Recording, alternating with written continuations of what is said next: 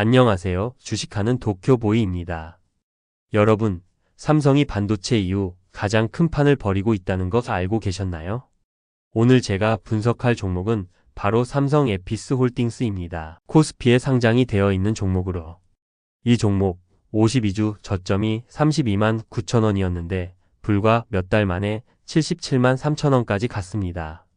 2배 이상 간 거예요. 그런데 지금 조정을 받고 있습니다. 시장에 기회가 왔다는 신호일 수도 있어요. 오늘 이 영상에서 저는 3가지 정보를 알려드리려고 합니다.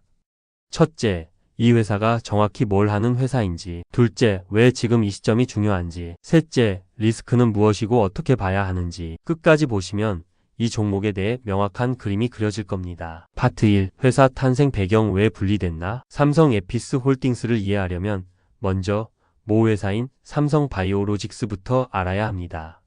삼성바이오로직스는 크게 2가지 사업을 했습니다. 하나는 CDMO, 즉 남의 약을 대신 만들어주는 위탁 생산 사업이고요. 다른 하나는 자회사 삼성바이오에피스를 통한 바이오시밀러 개발입니다. 그런데 여기서 문제가 생겼어요. CDMO, 고객사 입장에서는 삼성이 동시에 경쟁의약품을 개발하고 있다는 사실이 불편할 수밖에 없습니다. 내 약을 만들어주는 공장이 내 경쟁자 약도 만들고 있다면 기밀 유출 걱정이 되겠죠. 그래서 삼성바이오로직스는 2025년 인적 분할을 결정합니다.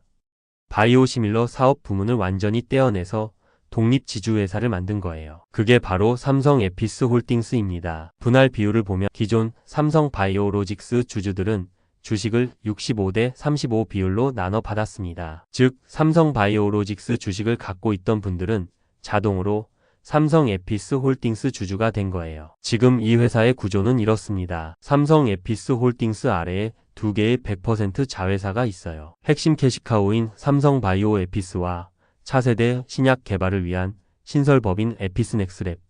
이 두 축으로 미래를 설계하고 있습니다. 파트 2. 핵심 자회사 삼성바이오에피스 얼마나 강한가? 자, 이제 진짜 중요한 부분입니다. 돈을 버는 곳이 어딘지 알아야 투자를 할 수 있으니까요. 삼성바이오에피스, 이 회사가 뭘 하냐고요? 바이오시밀러를 만드는 회사입니다. 바이오시밀러가 뭔지 모르시는 분들을 위해 딱 한 줄로 설명하면 오리지널 바이오 의약품의 복제약입니다. 일반 복제약인 제네릭하고 비슷한 개념인데 바이오 의약품이라 훨씬 만들기 어렵고 그만큼 진입 장벽도 높아요. 이 회사가 2012년 삼성바이오로직스와 미국 바이오젠의 합작으로 출발한 이후 13년 동안 블록버스터 의약품 11종의 바이오시밀러를 개발하고 출시했습니다. 이건 아무나 할 수 있는 게 아니에요. 글로벌 규제 기관의 심사를 통과해야 하고 임상 데이터도 쌓아야 하고 파트너십도 필요합니다. 실적을 보면 더 놀랍습니다. 지난해 매출 1조 5,377억 원, 영업이익 4,354억 원, 창사 이래 최대 실적입니다. 영업이익률이 28%예요. 제약 바이오 회사치고 이 정도 수익성이면 상당히 우수한 겁니다. 파트너십도 탄탄합니다. 유럽 시장은 바이오젠, 미국 시장은 MS디오가논과 손잡고 있고요. 국내에서는 유한양행, 보령제약, 대웅제약과 협력합니다. 특히 주목할 건 미국 시장입니다. 2025년 미국에서 바이오시밀러 기업 최초로 2개의 주요 PBM, 즉 처방약급 여관리업체와 스텔라라, 바이오시밀러 피즈치바, 프라이빗 라벨 공급 계약을 체결했어요. 쉽게 말하면 미국의 거대한 보험 약국 유통망 안으로 들어간 겁니다. 이게 왜 중요하냐면 미국은 바이오시밀러 시장이 이제 막 본격적으로 열리고 있거든요. 다음으로 삼성바이오에피스의 파이프라인도 보겠습니다.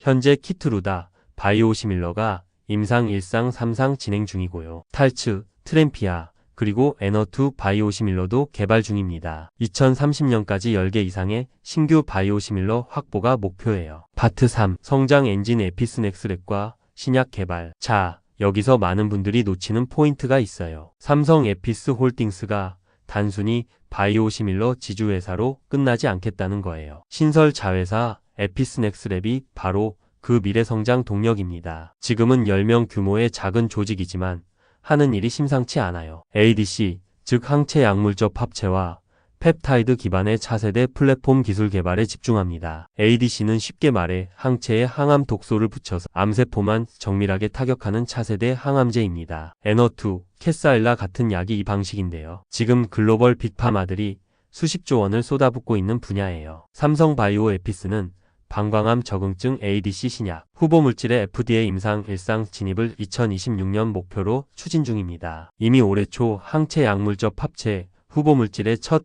인체의 임상 시험을 시작했다는 발표도 나왔어요. 또 서울대학교 프로티나와 함께 정부 국책 과제에 선정돼 2027년까지 10개의 항체 신약 후보물질을 개발할 계획이에요. 오픈 이노베이션으로 스피드를 내는 겁니다. 전략의 핵심을 한 줄로 정리하면 이렇습니다. 바이오시밀러가 현금을 벌고 그 현금으로 신약을 개발한다. 안정적인 캐시카우로 리스크 높은 신약 R&D에 베팅하는 굉장히 현명한 구조예요. 파트 4. 주가와 밸류에이션 어떻게 볼 것인가? 자, 이제 투자자 입장에서 가장 궁금한 부분입니다. 주가를 어떻게 봐야 하느냐? 현재 주가는 약 58만 4천원 수준입니다. 52주 저점 32만 9천원에서 고점 77만 3천원까지 갔다 지금 조정을 받고 있는 모양새예요. 시가총액은 약 14조 17조 원 수준입니다. PER은 현재 산출이 어렵습니다. 신설 지주회사라 연결 기준 순이익이 안정적으로 잡히지 않았기 때문이에요. 대신 PBR은 약 2.5배 수준으로 형성돼 있어요. 밸류에이션 접근법을 달리해봐야 합니다. 자회사 삼성바이오 에피스의 가치를 기준으로 보는 NAV, 즉 순자산가치 방식이 더 적합해요. 삼성바이오 에피스의 연간 영업이익 약 4천억 원에 바이오시밀러 피어 그룹 평균 EV/EBITDA 배수를 적용하면 에피스 자체의 가치가 적게 잡아도 10조 15조 원 이상으로 평가됩니다. 여기에 에피스넥스랩의 파이프라인 가치와 지주회사 프리미엄을 어떻게 반영하느냐에 따라 목표 주가가 크게 달라지는 구조죠. 핵심은 이 회사가 단순 지주회사 할인을 받느냐 아니면 바이오 성장주 프리미엄을 받느냐입니다. 신약 파이프라인에서 가시적 성과가 나오기 시작하면 시장의 평가가 달라질 수 있어요. 파트 5. 리스크 반드시 알아야 할 것들. 저는 장밋빛 이야기만 드리지 않습니다. 리스크를 알아야 진짜 투자입니다. 첫 번째 리스크 바이오시밀러 약가이나 압력입니다. 미국과 유럽 정부 모두